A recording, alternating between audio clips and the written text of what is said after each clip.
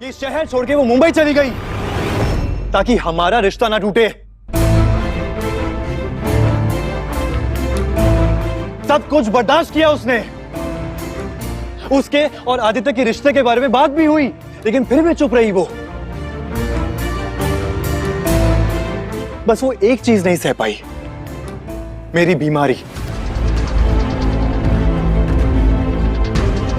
खबर मिलते ही दौड़ी दौड़ी मेरे पास चली आई वो, और उसने मुझसे कहा था कि जैसे ही मैं ठीक हो जाऊंगा ना, वो चली जाएगी।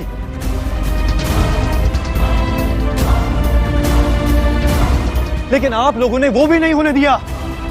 हाँ, वापस भेजा उसे, लेकिन मौत के कुएं में।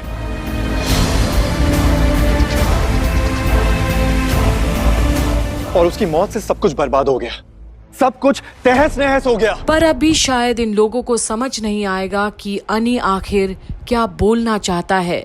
यही कि झनक और उसके बीच का रिश्ता हर रिश्ते से ऊपर है।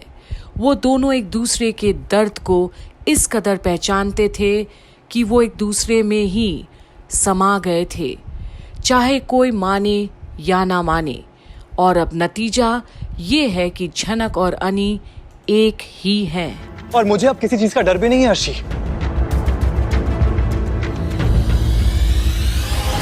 तुम्हें आइडिया भी नहीं है झनक कितने दर्द से गुजरी होगी।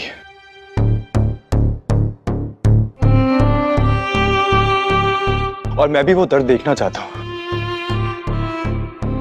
उस दर्द को मैं महसूस करना चाहता हूं। आप लोग मुझे भी चोट दीजिए, पहुंचाइए मुझे चोट, बेइज्जती कीजिए मेरी, मारिए मुझे।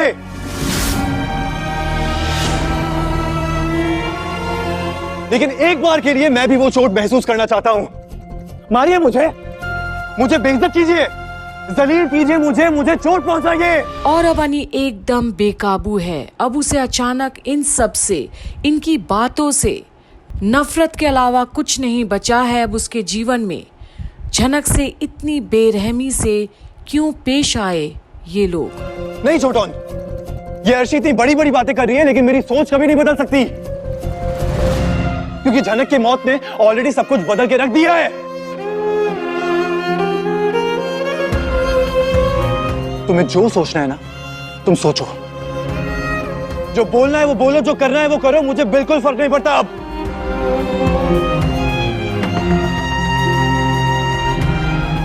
तो क्या तुम हमारे बीच रहना नहीं चाहते? बाबा, आपके बीच रहना तो दूर की बात है, मैं अब जिंदा भी नहीं रहना चाहता।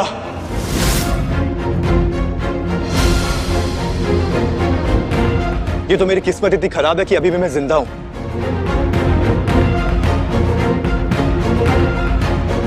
और आप सबकी हरकतों से, और मैंने जो किया है, मैं उससे बहुत शर्मिंदा हूं।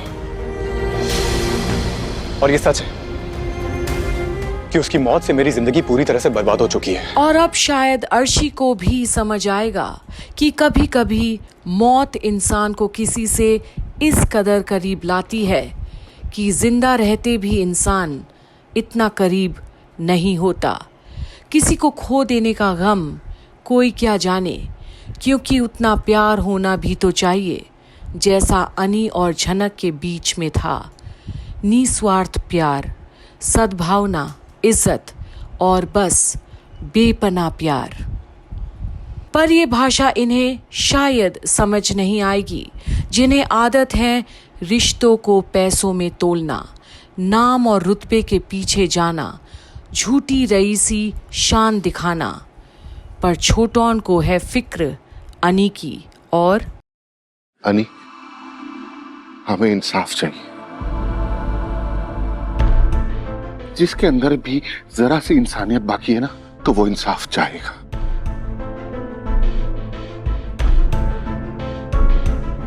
और बहुत टाइम नहीं लगेगा, देखना, सबके नकाब उतरेंगे धीरे धीरे।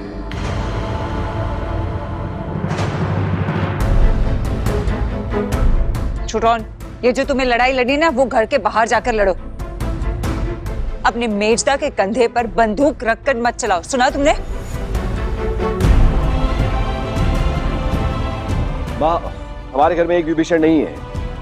दो विभीषण है। पर अब भी जहां शुभ और तनुजा अपनी झूठी शान में ही है, वहीं दादी भी कुछ क्यों नहीं कह पाती। मैं आपको बता रहा हूं कि आज के बाद इस महीने से ही इनके लिए कोई एक्स्ट्रा पैसे नहीं दूंगा।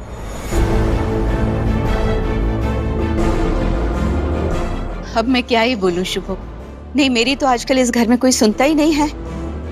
शुभो, जरूरत पड़ी तो भूखे मर जाएंगे, लेकिन जिस लड़की को मैंने अपनी बेटी माना, उसकी मौत पे मैं चुप नहीं रह सकता।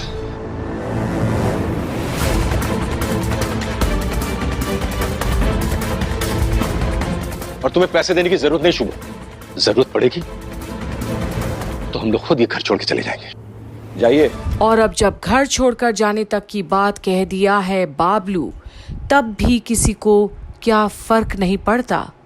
पर छोटौन, आप क्यों जाएंगे दादा? ये घर बाबा का है और जब तक वो नहीं कहेंगे हम में से कोई यहां से कहीं नहीं जाएगा।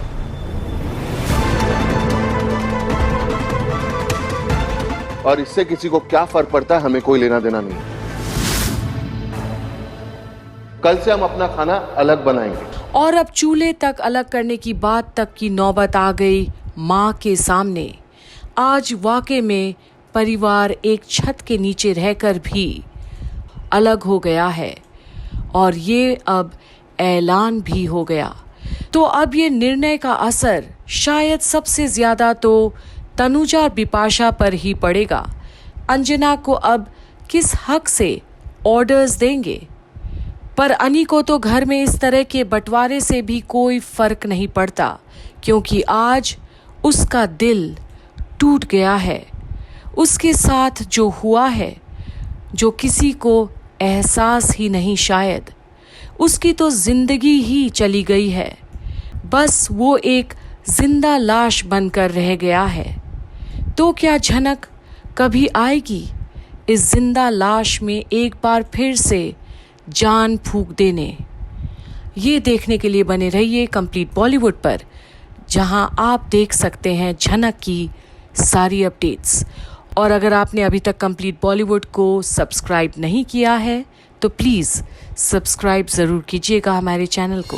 मैं आपकी मदद करूंगी बाबा। मेरा असली नाम किसी को पता नहीं चलना चाहिए। कोई बात नहीं बेटी, ऐसा कदापि नहीं होगा। अगर किसी इंसान की मौत दुर्घटना में हो जाती है तो 3 दिन में उसका श्राद्ध करने का विधान है। अगर आपको ये सब करना है तो आप गौड़िया मठ पे कर सकती हैं या फिर किसी और घाट पे भी। हम भी जो भी होगा इसी घर में होगा।